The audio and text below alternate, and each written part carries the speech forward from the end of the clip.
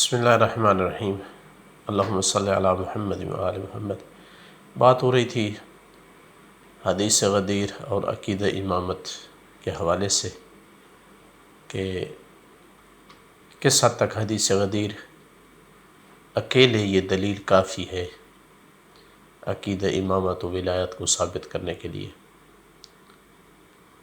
تو اس پہ کئی ایک لیکچر ہو چکے جن میں ہم بیان کر چکے کہ یہ واقعہ کیسے واقع ہوا حدیث غدیر والا، اس کی سند کتنی مضبوط اور اوتھینٹک ہے، کس قدر متواتر حدیث ہے، اور آخر پہ بات ہو رہی تھی کہ کیسے اس حدیث سے یہ ثابت ہوتا ہے کہ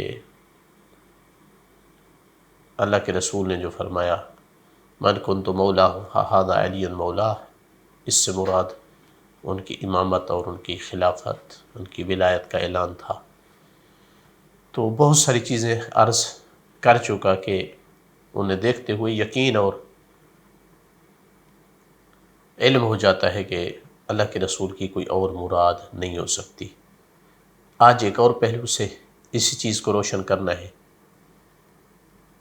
کہ یہی مراد تھا، کوئی اور مراد نہیں ہے، کہ اللہ کے رسول نے فرمایا جس کا میں سردار، آقا، رہبر، حاکم، اس کا علی مولا ہے۔ اور وہ پہلو یہ ہے کہ قرآن کی جو آیات تعلق رکھتی ہیں اس واقعہ کے ساتھ، وہ آیات بھی اسی معنی کے ساتھ ان کی سیٹنگ ہو سکتی ہے، ورنہ نہیں ہو سکتی۔ وہ دو جملے ہیں قرآن کے، ایک دونوں سورہ معدہ میں ہے، ایک سورہ معدہ کی آیت نمبر 3 کا حصہ ہے اور ایک 67 نمبر آیت۔ جو پہلا حصہ ہے،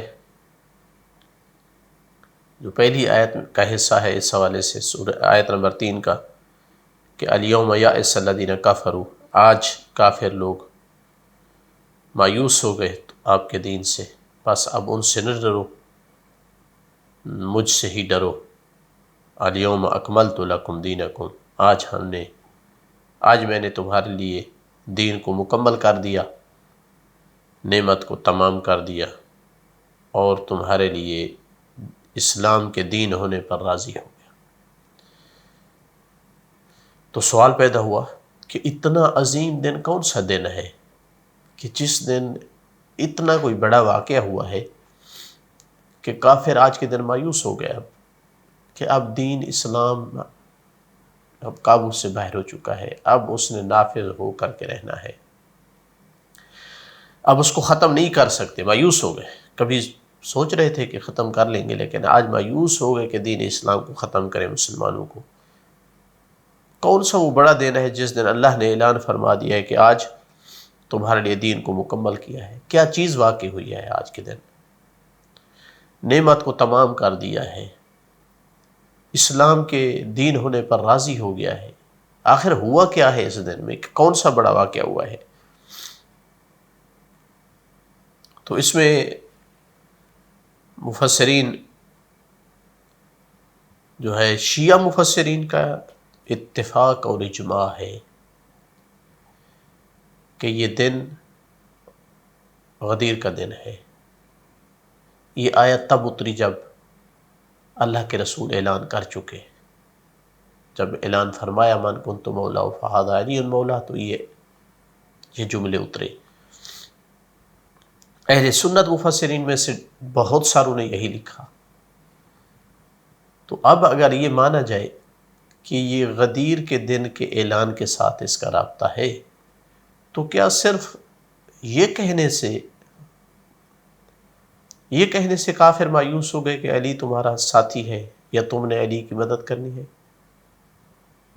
یا یہ کہنے سے کہ علی سے محبت کرنی ہے تو دین آج مکمل ہو گیا اور کافر مایوس ہو گئے اور دین اسلام کے دین ہونے پر راضی ہو گیا اور نعمت تمام ہو گئی؟ کیا ربط ہوا؟ کوئی وجہ نہیں ہے پھر۔ تو ان آیات کا غدیر سے رابطہ ہونا اعلان رسول کے بعد ان کا نازل ہونا یہ تب ہی سمجھ میں آتا ہے جب ولایت کا اعلان ہو، جب امامت کا اعلان ہو۔ اس کا کیا رابطہ ہے پھر کافروں کے مایوس ہونے سے؟ اس لیے کہ کافر اب تک یہ سوچتے تھے کہ رسول اللہ صلی اللہ علیہ وآلہ وسلم دنیا سے جائیں گے، ان کی یہ ساری دعوت ختم ہو جائے گی جو اسلام کی طرف ہے۔ جس طرح کئی لوگ آئے، انہوں نے نئے نئے دعوے کیے، جب دنیا سے چلے گئے تو ان کی تحریک، ان کا سب کچھ ختم ہو گیا۔ لیکن آج جس مضبوط آدمی کا اپنے بعد ممبر پہ بیٹھنے کا اعلان فرما کے جا رہے ہیں، جن کی امامت اور خلافت کا اعلان کر کے جا رہے ہیں، یہ دین کو ادھر ادھر نہیں جانے دے گا، یہ کسی دشمن کے ہاتھ میں آنے والا نہیں ہے، اس کا کوئی کچھ نہیں بگاڑ سکتا ہے، یہ دین اسی طرح جاری رہے گا جیسے آ رہا تھا۔ تو مایوس ہو گئے کافر، کسی اور کا شاید اعلان ہوتا تو مایوس نہ ہوتے۔ علی کو جانتے تھے، کافر زیادہ جانتے تھے مسلمانوں سے بھی، جنہیں کئی جگہ پہ مار پڑ چکی تھی علی کے ہاتھوں سے، تو آج مایوس ہو گئے۔ اسی لیے پھر اگلا اعلان یہ ہوا کہ آج دین مکمل ہو گیا، اس معنی میں مکمل ہو گیا کہ اللہ کے رسول چونکہ دنیا سے جانے والے ہیں، تو اس بندے کا اعلان کر دیا جس کے پاس پورے دین کا علم ہے۔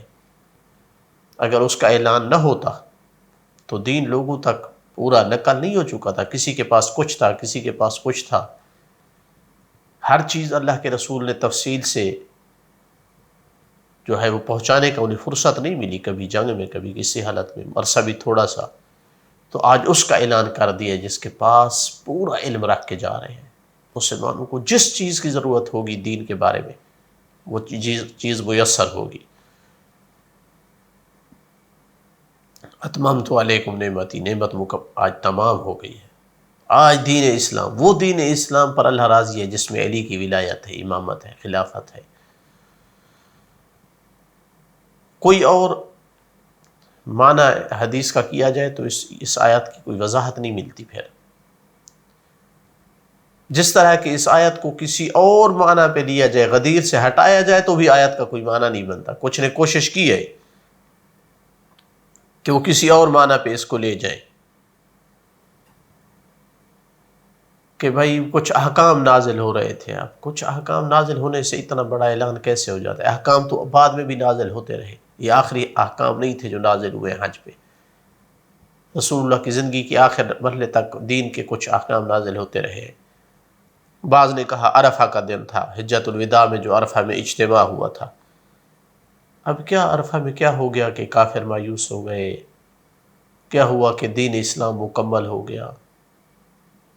کوئی وجہ نہیں ہے، کوئی جوڑ نہیں ہے آپس میں۔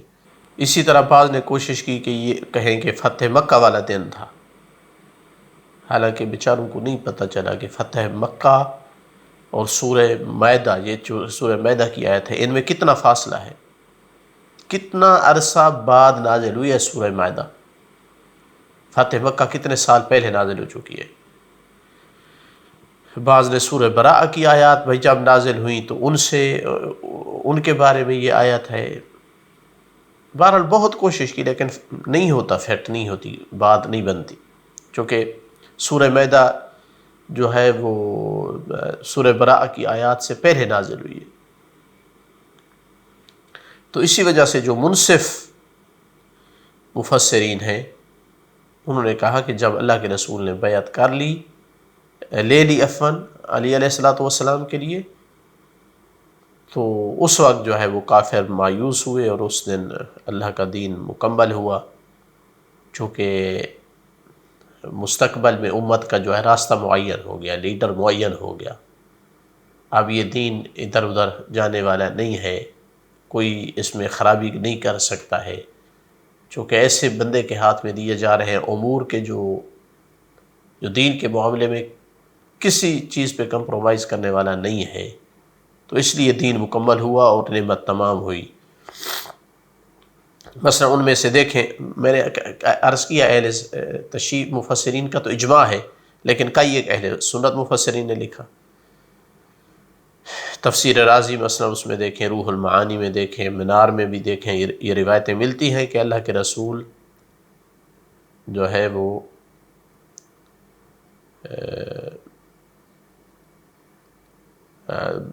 81 دن زندہ رہے اس اعلان کے بعد، اس غدیر کے بعد، اور 81 دن اگر ان کی رحلت سے پہلے نکالے جائیں تو بے عین ہی وہی دن بنتا ہے جس دن غدیر کا اعلان ہوا ہے. کہ اس آیت کے اترنے کے بعد الیوم اکملت لکم دینکم، اس آیت کے اترنے اور رحلت رسول میں 81 دن کا فاصلہ ہے. اب وہ 81 دن نکالیں تو وہ 18 ذی الحج بنتی ہے، اور سب کو پتہ ہے کہ 18 ذی الحج وہ دن تھا جس دن ولایت علی کا اعلان ہوا. ابن جریر طبری نے کتاب الولایہ میں نقل کیا ہے کہ یہ آیت غدیر قوم پہ علی کی ولایت کے اعلان کے بعد اتری ہے. حافظ ابو نعیم اصفہانی نے بھی نقل کیا ہے اپنی کتاب ما نزل من القرآن بحق علی، اس کتاب میں نقل کیا ہے. خطیب بغدادی نے اپنی تاریخ میں نقل کیا ہے کہ یہ آیت غدیر کے اعلان کے بعد اتری ہے. تو کئی ایک مفسرین اور بھی ہیں. تو لہٰذا یہ پہلا جملہ ہے جو عرض کیا ہے کہ قرآن کا یہ جملہ غدیر کے ساتھ تعلق بھی رکھتا ہے، کوئی اور معنی اس کا نہیں بن سکتا. مفسرین شیعہ کا اجماع ہے، اہل سنت مفسرین بڑے بڑے مفسرین نے یہی لکھا ہے، اور کوئی اور معنی بھی نہیں بنتا اس کا. اور اگر غدیر کے ساتھ تعلق ہے تو یہی معنی ہی مناسب ہے کہ ولایت اور امامت علی کا اعلان ہو، کوئی اور معنی اس آیت کے ساتھ فٹ نہیں ہوتا ہے. اسی طرح جو ہمارے پاس دوسری آیت ہے 67 نمبر کہ یا ایھا الرسول بلغ ما انزل الیک من ربک، پہنچا دے جو تیری طرف نازل ہوئے تیرے رب کی طرف سے، اگر نہ کیا، ان لم تفعل، اگر نہ کیا، فما بلغت رسالتہ، تو تو نے رسالت نہیں پہنچائی ہے، نبوت نہیں پہنچائی ہے. اللہ تجھے محفوظ رکھے گا، واللہ یعصمک من الناس ان اللہ لا یہدی القوم الکافرین. اب یہ آیت تمام شیعہ مفسرین نے، اکثریت علماء اہل سنت مفسرین نے لکھا ہے کہ یہ آیت اتری تو اللہ کے رسول نے یہ سارا اہتمام کیا اور ممبر بنایا اور علی کی ولایت کا اعلان کیا کہ یا ایھا الرسول بلغ سے مراد پہنچا دے، یعنی ولایت علی کا اعلان پہنچا دے.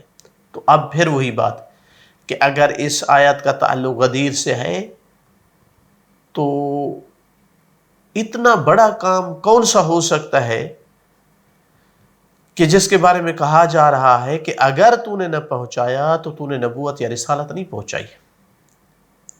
اس سے مراد یہی کہ علی کی محبت پہنچا دو، علی کی کہہ دو کہ علی تمہاری مدد کرے گا یا تم علی کی مدد کرو گے. صرف یہی معنی مراد تھا، اور اتنی بڑی دھمکی کہ آپ نے نبوت نہیں پہنچائی، نہیں ہو سکتا ہے، کسی عقل میں آنے والی بات نہیں ہے.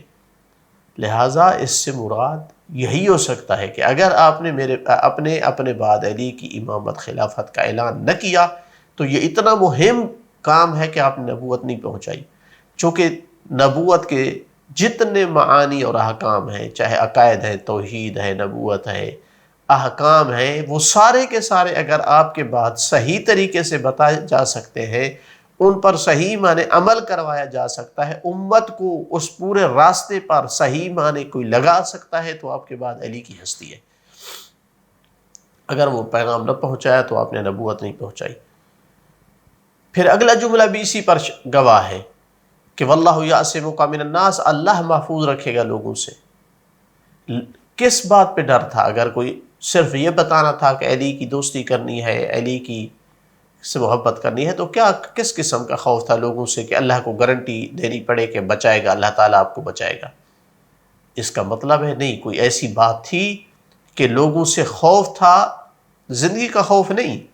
اب کوئی ادھر کافر نہیں تھے، خوف اس بات کا تھا کہ بات قبول کر لے، کہیں انکار پہ نہ اترے، کہیں سازش نہ کرے اس بات کے خلاف، ریجیکٹ نہ کر دے اور یہ تب ہو سکتا تھا اتنا خوف کہ جب مراد جو ہے علی کی امامت کا اعلان ہو، علی کی خلافت کا اعلان ہو. اس بات میں خوف ہو سکتا تھا کہ ممکن ہے لوگ اس بات کو قبول نہ کریں. انشاءاللہ اسی بات کو اگلے لیکچر میں ہم مزید واضح کرتے ہیں. والحمدللہ رب العالمین.